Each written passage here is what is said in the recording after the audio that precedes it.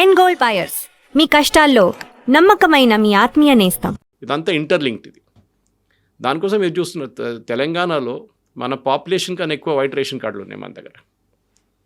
అది one of the main indicators is that there is lot of fraud in the system అనమాట. Anyway, so ఈ population మీకు ఒక example ఇచ్చాను, ఇది జరిగిందని. వెస్ట్ బెంగాల్లో ఇప్పుడు కాదు, నేను చెప్పిన మాటకు కమ్యూనిస్ట్ హయాం నుంచి జరిగింది. మమతా బెనర్జీ టైంలో దాన్ని ఎంకరేజ్ చేశారు. అక్కడ బర్త్ సర్టిఫికేట్లో పెద్ద ఒక ఫ్యాక్టరీ ఉంది. అబ్బాయి అమ్మాయి ఇక్కడ పుట్టారు, వాళ్ళ ఫాదర్ మదర్ బంగ్లాదేశ్ నుంచి వచ్చినా కానీ వాళ్ళు బర్త్ ఇక్కడ చూపిస్తారు. వాళ్ళు అడ్రస్తో సహా ఏదో ఒక అడ్రస్ పెట్టి చూపిస్తారు. వీళ్ళు మీకు ఇది క్లియర్గా చెప్పాలంటే చాలా మటుకు బంగ్లాదేశ్ నుంచి వచ్చిన వాళ్ళకి ఎంకరేజ్మెంట్ వీలే ఇచ్చారు. మన అస్సాం గురించి మాట్లాడాం కవిత గారు. Assam has face the majority front. Actually it is not Bengal. Initially Assam face చేశారు, ఎస్పెషలీ 71 వార్ టైంలో. అది కాకుండా దానికన్నా ముందు 65లో 61లో కూడా బంగ్లాదేశ్ నుంచి చాలా మటుకు ఆ టైంలో ఈస్ట్ పాకిస్తాన్ ఉండే. ఈస్ట్ పాకిస్తాన్ వల్ల చాలామంది సిటిజన్స్ అస్సాంకి వచ్చారు. అప్పుడే అస్సాంలో పెద్ద ఒక గొడవ జరిగింది, గుర్తుంటుంది. All Assam students union form అయింది, పెద్ద అజిటేషన్ జరిగింది. ప్రఫుల్ల కుమార్ మహంతా చాలామంది చనిపోయారు పోలీస్ ఫైరింగ్లో, దీంట్లో. ఎందుకంటే వాళ్ళు ఏమన్నారంటే అస్సామీసు ఈ బంగ్లాదేశ్ నుంచి వచ్చిన వాళ్ళు, and they didn't define between Hindus and Muslims. అది ఒక చాలా క్లారిటీ ఉంది దానికి. వీళ్ళు వచ్చి మా కల్చర్ మార్చేస్తున్నారు, మా ఫుడ్ హ్యాబిట్స్ మార్చేస్తున్నారు, బీఫ్ తింటున్నారు, హలాల్ పెట్టారు. ఇది మాకు వీ విల్ నాట్ అగ్రీ. వాళ్ళ డ్రెస్సింగ్ సెన్స్ మార్చేస్తారు, లుంగి వేసుకొని తిరుగుతారు వాళ్ళు చాలామంది దాంట్లో బంగ్లాదేశ్ నుంచి వచ్చిన వాళ్ళు మేల్ మెంబర్స్. మా కల్చర్ మారిపోతుంది, we don't want them here. పెద్ద అజిటేషన్ జరిగింది. నేను చెప్పాను చాలామంది చనిపోయారు దాంట్లో. తర్వాత రాజీవ్ గాంధీ గవర్నమెంట్ ఒక ఒప్పందానికి వచ్చారు, yes we will deport these people. Assamese ఏమన్నారంటే మా దగ్గర వీళ్ళు ఇక్కడ ఉంచుకోకూడదు, మీరు ఎక్కడికైనా పంపించేసాడు. Either you send them back to Bangladesh or you send them back to మిగతా స్టేట్లో రీసెటిల్ చేయండి. ఇప్పుడు ఇందిరాగాంధీ దానికన్నా ముందు ఒక రూల్ తీసుకొచ్చి, ఐ థింక్ టిల్ 1984 అది రూల్ ఉండే. ఆమె పెట్టిన రూల్లో దట్ బంగ్లాదేశ్ నుంచి వచ్చిన చాలామంది అక్కడి నుంచి ఇల్లీగల్గా వచ్చిన వాళ్ళు కూడా సిటిజన్షిప్ ఇచ్చారు ఆమె, ఇంక్లూడింగ్ ముస్లిమ్స్. హిందువులు తక్కువ వచ్చారు, కానీ హిందువులు కూడా వచ్చారు. లేదని చెప్పి మన మటువా కమ్యూనిటీ అని మాట్లాడుతుంటాం. ఇప్పుడు 1 crore ఉన్నారు ఇప్పుడు బెంగాల్లో. వాళ్ళు 1 కోటి మంది ఉన్నారు, వాళ్ళకి ఇవ్వాలి దాకా సిటిజన్షిప్ ఇవ్వలేదు. అది కావాలని చెప్పి మమతా బెనర్జీ ఆపెట్టింది. ఎందుకంటే హిందువులు వాళ్ళు ఓటేస్తే బీజేపీకి వేస్తారని ఒక డౌట్ ఉండే ఆమెకి. ఇన్ఫ్యాక్ట్ మటువా కమ్యూనిటీ ఇచ్చి ఒక మినిస్టర్ కూడా ఉన్నారు యూనియన్ క్యాబినెట్లో, ఇప్పుడు మోదీ క్యాబినెట్లో. సో మన అస్సాం చూద్దాం. అస్సాంలో again will go back to 1961 second census. Hindu population 69.75% ఉండే 1961లో. 2011కి వచ్చేటప్పుడు అది తగ్గి 61% అయిపోయింది, 61.46, డ్రాప్ ఆఫ్ 11.87%. 11.87% మైనస్ అయిపోయింది పాపులేషన్. అదే టైంలో ముస్లిం పాపులేషన్ 61లో 24.70. ఇదంతా ఈ నార్దర్న్ అస్సాం డిస్ట్రిక్ట్స్లో ఉంటుంది. మన ఏఐయుడిఎఫ్ బద్రుద్దీన్ అజ్మల్ వాళ్ళ పార్టీ అదే ఏరియాలో స్ట్రాంగ్గా ఉంటారు. ఈవెన్ ఎంఐఎం పోటీ చేశారు ఈసారి అలయన్స్లో అక్కడి నుంచి. తో ముస్లిం పాపులేషన్ 1961లో అస్సాంలో 24.7% ఉన్నది. 2011కి వచ్చేదాకా 34.22, అంటే 24% నుంచి 34% పెరిగింది. అంటే ఇట్ ఇంక్రీస్డ్. మీరు చూడాలి, యాక్చువల్ పాపులేషన్ ఇంక్రీస్ విత్ 38.44. ఇప్పుడు జరిగిన దాంట్లో గ్రోత్ 10% గ్రోత్ ఉంది వీళ్ళకి. ఎట్లా జరుగుతుంది? ఎంత పాపులేషన్ ఇంక్రీజ్ ఎట్లా అయింది? ఇది మనం అడగాల్సింది అనమాట. సో ఇది చాలా అదే టైంలో క్రిస్టియన్ పాపులేషన్ తగ్గింది అస్సాంలో, ఎందుకంటే వీళ్ళందరూ నార్త్ ఈస్ట్కి వెళ్ళిపోయారు, మిగతా స్టేట్స్కి వెళ్ళిపోయారు. సో హిందూ పాపులేషన్ తగ్గడం 11% తగ్గడం, ముస్లిం పాపులేషన్ 11%, ఆల్మోస్ట్ 10.87 పెరగడం. How is it possible? Illegal migration. మీరు ఫర్టిలిటీ లెవెల్ తీసుకురాలేరు, తీసుకొస్తే కూడా మ్యాక్సిమం 4%, 3 to 4% పెరుగుతుంది పాపులేషన్ మీది. డికెడల్ పాపులేషన్ అంటారు, అంటే ఒక సెన్సస్ నుంచి నెక్స్ట్ సెన్సస్కి వెళ్ళేటప్పుడు యూజువల్లీ ఒక 3% పెరుగుతుంది పాపులేషన్. కానీ హిందూ పాపులేషన్ తగ్గిపోతుంది కంటిన్యూస్గా. బికాస్ మనం పాపులేషన్ కంట్రోల్ తీసుకొచ్చాం. ఇందిరాగాంధీ టైం నుంచి హమ్దో హమారే దో అని ఒక కాన్సెప్ట్ తీసుకొచ్చాం. దాని తర్వాత న్యూక్లియర్ ఫ్యామిలీ అయిపోయింది, ఇప్పుడు సింగిల్ చైల్డ్ పాలసీ అయిపోయింది. కానీ మీరు ఇది కేరళలో కూడా చూస్తారు. కేరళలో ఎప్పటి నుంచో పాపులేషన్ తగ్గిందని మనకు అందరు తెలుసు. They gone below the fertility level. Below fertility level అంటే మన ప్రేక్షకులకు ఎక్స్ప్లెయిన్ చేయాలి చాలా సింపుల్ లాంగ్వేజ్. చనిపోయిన వాళ్ళకన్నా తక్కువ మంది పుడుతున్నారు. So if 100 people passed away, replacement is only 75 or 65. Fertility level తగ్గుతుంది, నంబర్ ఆఫ్ పీపుల్ యాక్చువల్ తగ్గిపోతే హిందూస్లో అదే జరుగుతుంది. And to large extent Christians in Kerala also. కానీ 1-2 డిస్ట్రిక్ట్స్ కేరళలో, దట్ టు నార్దర్న్ కేరళలో the population is increase by 30% decadal growth. 20-30% పెరిగింది. అది Malappuram, Kozhikode, Wayanad districts which are heavily Muslim population. So ఇదే డెమోగ్రఫిక్ డివిడెండ్ మీద మనం మాట్లాడుతూ ఉంటాం, డెమోగ్రఫిక్ చేంజ్. దీని గురించి సెంట్రల్ గవర్నమెంట్ ఒక కమిటీని ఎస్టాబ్లిష్ చేశారు. మీరు చెప్పారు, ఆ కమిటీలో ఒక రిటైర్డ్ సుప్రీంకోర్టు జడ్జి ఉన్నారు, 2 బ్యూరోక్రాట్స్ ఉన్నారు, ఒకరు ఐపీఎస్, ఒకరు IAS retired, and doctor Shamika Ravi who's an economist, who's in prime minister's office. వీళ్ళకి ఒక సంవత్సరం టైం ఇచ్చారు, మొత్తం స్టడీ చేయండి. ఇప్పుడు నేను చెప్పిన ఫిగర్స్ ఉంటుంది చూడ, అది ఇంకా డిగ్ చేయొచ్చు మీరు డీప్గా, అండ్ కొత్త సెన్సస్లో మీకు ఇంకా డీటెయిల్స్ వస్తుంది. బహుశా వాళ్ళకి ఇంకో 6 months ఎక్స్టెన్షన్ కూడా ఇవ్వచ్చు. How is this change happening? మనం మణిపూర్ గురించి మాట్లాడుతున్నాం, కుకీస్ అంటాం మనం. అక్కడ ఒరిజినల్ ఇన్హాబిటెంట్స్ ఆఫ్ మణిపూర్ ఎప్పటి నుంచో 500 నుంచి 600 సంవత్సరాలు, even before British time, where Meiteis Hindus. వాళ్ళు ఇంఫాల్ వ్యాలీలో ఉంటారు, వాళ్ళు మోస్ట్లీ 90%. కానీ ఆ టైంలో బర్మా, ఇప్పుడు మయన్మార్, అప్పుడు బర్మా నుంచి వచ్చిన పాపులేషన్, అక్కడి నుంచి చాలామంది బర్మా నుంచి మైగ్రేట్ అయ్యి భారతదేశానికి వచ్చారు ఇల్లీగలీ. ఆ టైంలో బార్డర్ ఫెన్సింగ్ లేదు, ఏం లేదు. అక్కడ ఫెన్సింగ్ కూడా పెట్టలేరు మీరు ఎక్కువ, ఎందుకంటే అన్ని అండ్యులేటింగ్ ఏరియాస్ ఉంటుంది, ఇట్లా మౌంటైన్స్గా ఉంటున్నాను. వాళ్ళు Kukis and they are Baptist Christians mostly. వీళ్ళది గొడవ అక్కడి నుంచి మొదలవుతుంది, ఇప్పుడు కాదు. అప్పుడున్న మీటీ రాజులు ఏమన్నారంటే, మీరు మా దగ్గరికి రాకూడదు. వీళ్ళు రెగ్యులర్గా వచ్చి ఇంఫాల్ మీద దాడి చేస్తుండే ఈ కుకీలు. దాన్ని ఆపడానికి ఏం చేశారు, మీటీ రాజులు నాగాస్ని తీసుకొచ్చారు, నాగాలాండ్ నుంచి తీసుకొచ్చి నడుమిట్లో పెట్టారు. అండ్ దే టోల్డ్ నాగాస్, వీళ్ళు మా మీద అటాక్ చేయకుండా చూసుకోండి అని. That is a big story, separate story. ఇంకో రోజు మనం కావాలంటే చేయొచ్చు, మణిపూర్ ఇష్యూ ఎందుకు వస్తుంది ముందుకు అప్పుడు రిపీటెడ్. కానీ సో మీకు ఒక నేషనల్ లెవెల్లో ఒకటి ఎగ్జాంపుల్ ఇచ్చాను, మీకు ఒకటి స్టేట్ లెవెల్లో అస్సాం ఎగ్జాంపుల్ ఒకటి ఇచ్చాను కవిత గారు. జార్ఖండ్ హైకోర్ట్ ఒక సంవత్సరం ముందు they gave a very important judgment. Okay, ఇది జార్ఖండ్లో ఏం జరుగుతుంది అని మాట్లాడుతూ వాళ్ళు అన్నారు, జార్ఖండ్లో ట్రైబల్ పాపులేషన్ పడిపోతుంది. ఎందుకు? స్టాటిస్టిక్స్ సహా చూశారు వాళ్ళు, last census and then state government దగ్గర ఉన్న డేటా. అక్కడ బంగ్లాదేశ్ నుంచి వచ్చిన ముస్లిమ్స్ ఫస్ట్ వెస్ట్ బెంగాల్కి వచ్చి ఆధార్ కార్డు, ఓటర్ ఐడి కార్డుని తీసుకొని వాళ్ళు మెల్లమెల్లగా జార్ఖండ్ వైపు రావడం మొదలుపెట్టుకోవచ్చు. Jharkhand shares border with West Bengal. కంప్లీట్గా అక్కడ వచ్చి ట్రైబల్ అమ్మాయిని పెళ్లి చేసుకొని పిల్లలు అనుకుంటున్నారు. ఈ పిల్లలు ముస్లిమ్సా ట్రైబల్సా? వాళ్ళు ఎక్కడ పనికి వస్తుందో అట్లా తీసుకుంటున్నారు. ట్రైబల్ అనగానే ట్రైబల్ రైట్స్ వచ్చేస్తుంది వాళ్ళకి. కానీ కన్వర్ట్ కావట్లేదు వీళ్ళు, they are remaining as Muslims. భర్తలు ముస్లిమ్స్గానే ఉండిపోతున్నారు, అమ్మాయిల్ని ట్రైబల్గా ఉంచుకుంటున్నారు. పాసిబ్లీ స్పెషల్ మ్యారేజ్ యాక్ట్ కింద వస్తుందేమో అది. సో జార్ఖండ్ హైకోర్టు అన్నారు, they told the government of Jharkhand, ఒక ఎంక్వైరీ ఆర్డర్ చేయండి, ప్రిఫరబ్లీ బై సిబిఐ, ఏం జరుగుతుంది స్టేట్లో అని చెప్పి. కానీ ఇవాళ దాకా ఎంక్వైరీ జరగలేదు. దాని కారణాలు మీకు తెలుసు, it's very very clear. This is the major change అనమాట. ఇప్పుడు మీరు పాపులేషన్ చూడండి, నేను మీకు 2-3 స్టేట్స్లో పాపులేషన్ చూపిస్తాను. వెస్ట్ బెంగాల్ 1951 సెన్సస్ తీసుకోండి. వెస్ట్ బెంగాల్లో ముస్లిం పాపులేషన్ పెరిగింది 19.46 1951 సెన్సస్లో. 2011 సెన్సస్లో అది 27% పెరిగింది. అంటే 8 + 7.5% పెరిగింది. వెస్ట్ బెంగాల్ ముస్లిం పాపులేషన్ 1951 సెన్సస్ ప్రకారం 9.44% ఉండే, ఇప్పుడు 22.73, 22.73, 9.44 నుంచి 22.73. ఎక్కడ దేశంలో ఇంత ముస్లిం పాపులేషన్ పెరగలేదు. It was all illegal migration from Bangladesh. అది 1951, 61, 71 యుద్ధం తర్వాత అంతా జరిగింది. దానికి ఇందిరాగాంధీ గారు సపోర్ట్ ఇచ్చారు, సిటిజన్షిప్ ఇచ్చారు చాలామందికి. అక్కడే పాపులేషన్ మెట్రిక్స్ మారిపోయింది. ముర్షిదాబాద్, మాల్డా హిందూ మెజారిటీ ఉన్న డిస్ట్రిక్ట్స్ అదన్నా. 1951లో దేవర్ హిందూ మెజారిటీ. ఇప్పుడు అక్కడ ముస్లిం పాపులేషన్ 40 నుంచి 60 నుంచి 70% ఉన్నారు.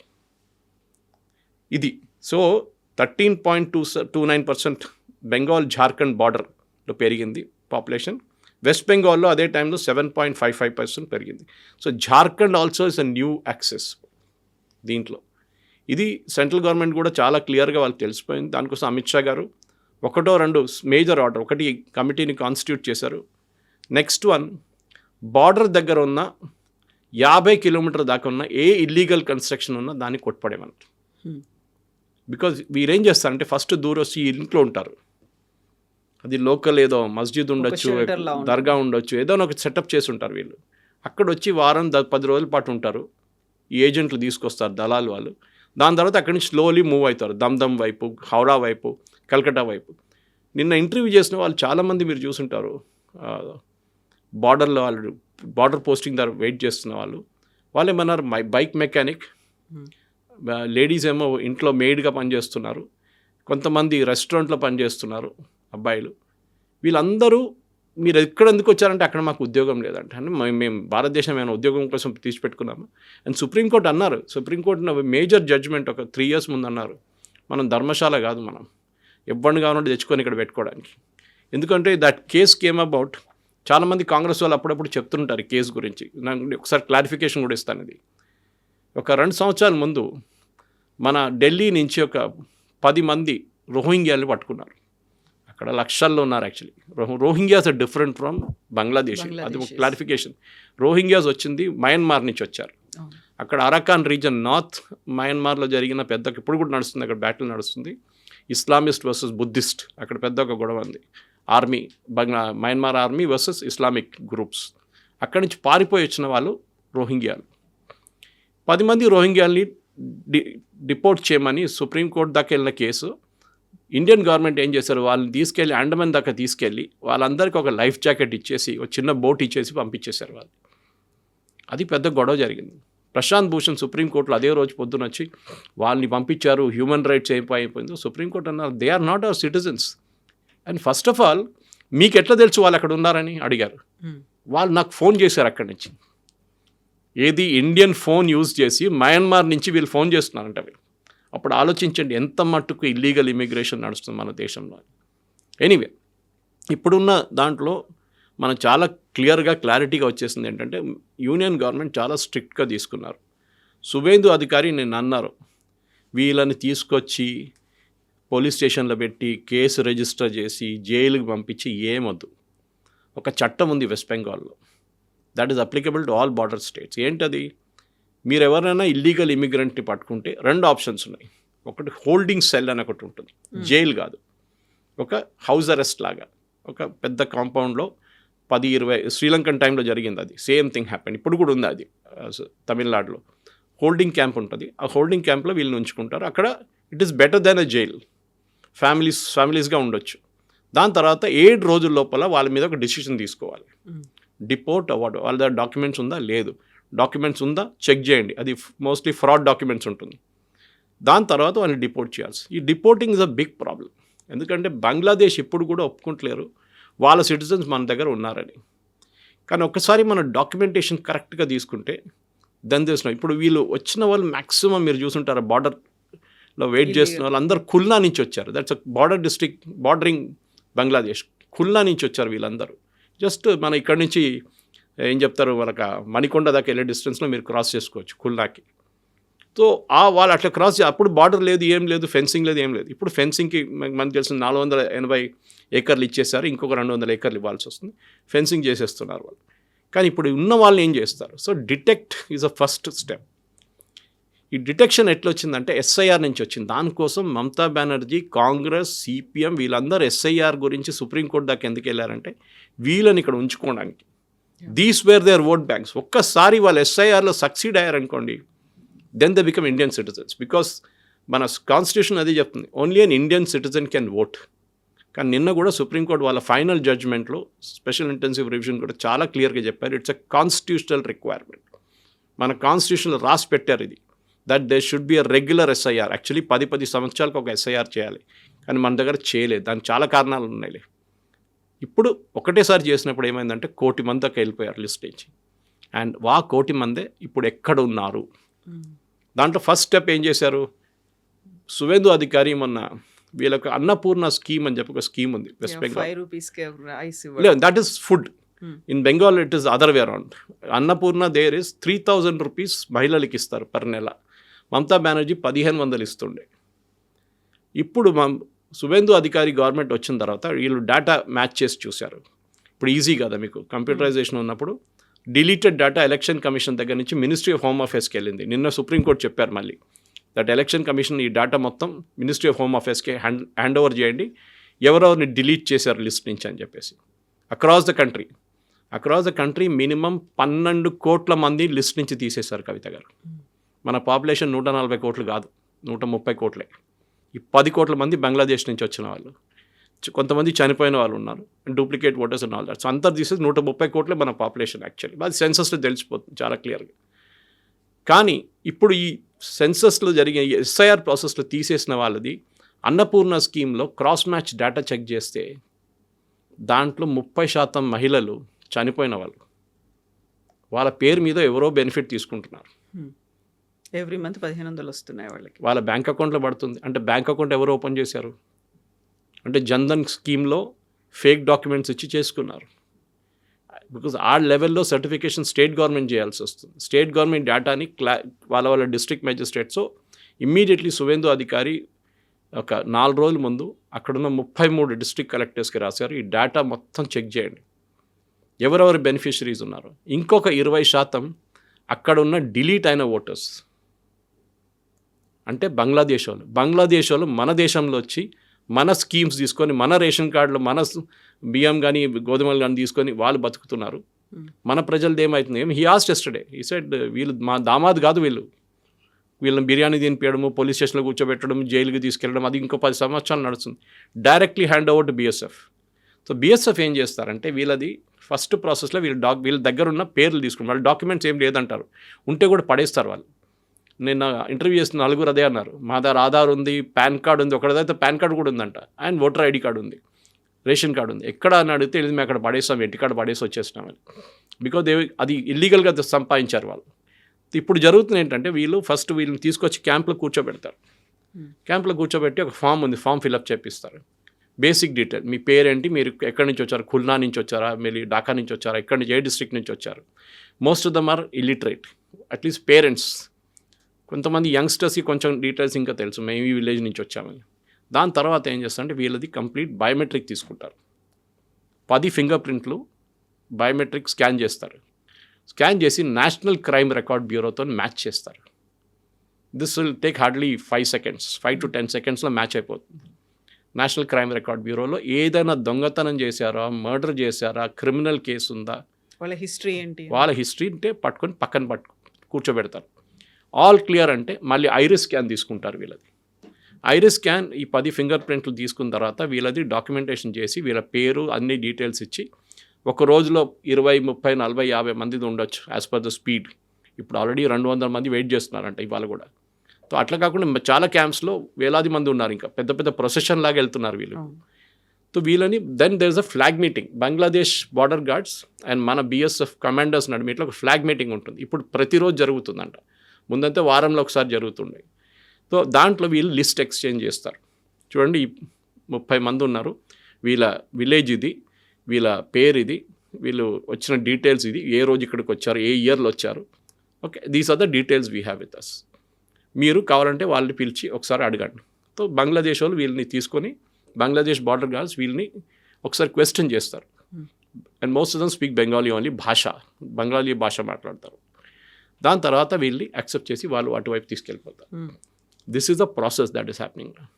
కానీ ఇది ఒక్క వెస్ట్ బెంగాల్లో కాదు, ఇది ప్రతి స్టేట్లో జరగాలి. అది including Telangana, including Andhra Pradesh, including Kerala, including Tamil Nadu. ఎక్కడ ఉన్నా కానీ బంగ్లాదేశ్ నుంచి వచ్చిన ఒక 10 కోట్ల మంది మన దగ్గర భారతదేశంలో ఉన్నారు. ఇది నేను చెప్పట్లేదు, శశి తరూర్ చెప్పారు. In is one of his books is return how such an illegal mass migration జరిగింది మన history. It's one of the biggest scams అని చెప్పొచ్చు కవిత గారు. 10 కోట్ల మంది కంప్లీట్గా ఇండియా వైడ్గా ఉన్నారు. వాళ్ళు 10 కోట్ల మంది ఉన్నారు. దాంట్లో చాలామంది వాళ్ళ Aadhaar card, date of birth, మాధ్యమిక సర్టిఫికేట్ వెస్ట్ బెంగాల్లో అన్నీ చేయించుకున్నారు. కానీ ఒక్కటే చోట్ల వాళ్ళు పట్టుబడ్డారు. ఎస్ఐఆర్లో 2002లో మీరు ఎక్కడ ఓటేశారు చెప్పండి అనగానే మా నాన్నగారు అమ్మగారు 24 సంవత్సరాల్లో ఓటే వేయలేదు. అదేంటి 24 సంవత్సరాలకు 5 ఎలక్షన్లు అయినా ఉంటుంది, అసెంబ్లీ, లోక్సభ, ఎందుకు ఓటు వేయలేదు? No reply. ఎందుకంటే they are not from India. ఇది మేజర్ అనమాట. మీ అమ్మగారు మీరు ఆ రోజు ఓటింగ్ మీ ఏజ్ లేకుండే, మీరు 15 సంవత్సరాలు 10 సంవత్సరాలు అబ్బాయి అమ్మాయి ఉండొచ్చు, కానీ మీ పేరెంట్స్ ఓటింగ్ చేశారా లేదా, ఎక్కడ చేశారు, మీరు మొత్తం డీటెయిల్స్ అక్కర్లేదు, ఈవెన్ డిస్ట్రిక్ట్ చెప్తే చాలు, హౌరాలో ఓటేశారు, లేకుంటే కలకత్తాలో ఓటేశారు, 24 పర్గనాస్లో ఓటేశారు, ఈ డీటెయిల్స్ కావాలి. ఎస్ఐఆర్లో అక్కడ పట్టుకున్నారు. That is why Mamata Banerjee supreme court దాకా వెళ్ళి కొట్లాడింది, because she wanted to save these fellows. వాళ్ళని ఎట్లయినా బెంగాల్లో ఉంచుకొని ఆమె ఎలక్షన్ గెలుపుదాం అనుకున్నాయి, కానీ ఆ ఎలక్షన్లో ఈ 1 కోటి మంది ఈసారి ఓటేయలేకపోయారు. దాంతో మమతా బెనర్జీ ఓడిపోయింది. ఇప్పుడు కూడా డిఫరెన్స్ బీజేపీ టీఎంసీ నడిమిట్లో ఉన్న డిఫరెన్స్ ఈసారి టోటల్ ఓట్స్లో 40 లక్షలే, టోటల్ డిలీషన్స్ 1 crore. అక్కడ మీకు తెలిసిపోతుంది ఎందుకు మమతా బెనర్జీ ఓడిపోయిందని. ఆ 1 crore పీపుల్ లిస్ట్లో ఉంటుండే మమతా బెనర్జీ మళ్ళీ ముఖ్యమంత్రి అవుతుండే. This is the difference. So దానికోసం కమ్యూనిస్ట్ వాళ్ళు, కాంగ్రెస్ వాళ్ళు, మమతా బెనర్జీ అందరూ సుప్రీంకోర్టుకి వెళ్ళారు, అక్కడ వెళ్ళారు, ఇక్కడ వెళ్ళారు, ఈ ఎస్ఐఆర్ ప్రాసెస్ ఇల్లీగల్, ఆపాలే, వీళ్ళు ఎందుకు పంపిస్తున్నారు పాపం పేదోళ్ళు అని చెప్పి. ఐ థింక్ భారతదేశం చూసిన one of the biggest scam. మనం ట్రంప్ని తిడుతుంటాం మనం అప్పుడప్పుడు, మన వాళ్ళు కూడా అక్కడ వెళ్ళి ఇల్లీగల్గా ఎంటర్ అవుతారు, డంకీ రూట్లో వెళ్తారు, కొంతమంది కెనడాకు కూడా డంకీ రూట్లో వెళ్తారు ఇల్లీగల్గా, అక్కడ పట్టుకుంటారు, వాళ్ళని జైలు వేసేస్తారు. ఇదేంటి ట్రంప్ ఇట్లా చేస్తున్నారు. Every nation is doing that except maybe UK లాంటి దేశం ఫ్రీ బార్డర్స్ ఓపెన్ చేశారు వాళ్ళు. కానీ ప్రతి దేశంలో మైగ్రేషన్, ఇల్లీగల్ మైగ్రేషన్ చాలా పెద్ద సమస్య అయిపోయింది. ఇప్పుడు స్పెయిన్ కూడా గుర్తించారు దాన్ని, ఇటలీ ఇప్పుడు లేశారు నిద్ర నుంచి. ప్రతి European nation now they facing a major problem. వాళ్ళు లాస్ట్ 10 సంవత్సరాలు దీని గురించి అస్సలు పట్టించుకోలేదు, ఇప్పుడు now they having a problem. మనం కూడా ఇది ఎప్పుడో చేయాలండే, చేయలేదు. నాకు ఒకసారి రాజాసింగ్ గారు చూపించారు, ఆయన వాళ్ళ కాన్స్టిట్యున్సీలో గోషామహల్లో ఒక హనుమంత్ విగ్రహం ఉంది పెద్దది, కొండ మీద తీసుకెళ్ళి అక్కడి నుంచి చూపించారు. నా సురేష్జీ ఈ జో నిచ్చే హేనా ఏ పూరే బంగ్లాదేశీ, వీళ్ళు లేకుండే ఇక్కడ 5 సంవత్సరాల ముందు ఇక్కడ వీళ్ళు లేకుండే. రాజస్థానీ లోడ్ కమ్యూనిటీ వాళ్ళు ఉంటుండే ఇక్కడ, ఈజ్ ఫ్రమ్ రాజస్థాన్, వాళ్ళ కమ్యూనిటీ లోడ్ కమ్యూనిటీ. మన గణేష్ విగ్రహం తయారు చేయడం అంతా చేస్తారు ఆ ఏరియాలో, దూల్పేట ఏరియా. వీళ్ళందరూ వచ్చారు ఇప్పుడు కొత్తగా, వీళ్ళని ఓటర్ లిస్ట్లో వేయడానికి ట్రై చేస్తున్నారు ఇక్కడ ఉన్న ఎంఐఎం వాళ్ళు. ఆలోచించండి, అప్పుడు ఎంతమందిని హైదరాబాద్లో మీరు పట్టుకొచ్చారు. It's very easy. కానీ వీళ్ళేం చేస్తారంటే, మీరు పెద్ద ముందు బెంగాల్ కాకుండా వాళ్ళు చిన్న సిటీస్కి వెళ్ళిపోతారు, అక్కడి నుంచి ఊర్లకి వెళ్ళిపోతారు. ఊర్లలో మీరు ఎక్కడ చెక్ చేస్తారు, you will think is a Bengali. అదే మన పోలీస్ సెటప్లో, ఇంటెలిజెన్స్ సెటప్లో చాలా డీటెయిల్డ్గా ప్రతి పౌరాన్ని, సుప్రీంకోర్టు నుంచి ఇప్పుడు వస్తుంది చూడండి, ఇట్లా come already home ministry orders issue చేశారు. అది పట్టించుకోకపోతే హోమ్ మినిస్ట్రీ దిగుతారు డైరెక్ట్ ఈ గేమ్లో. కానీ జరగాల్సింది డెఫినెట్గా.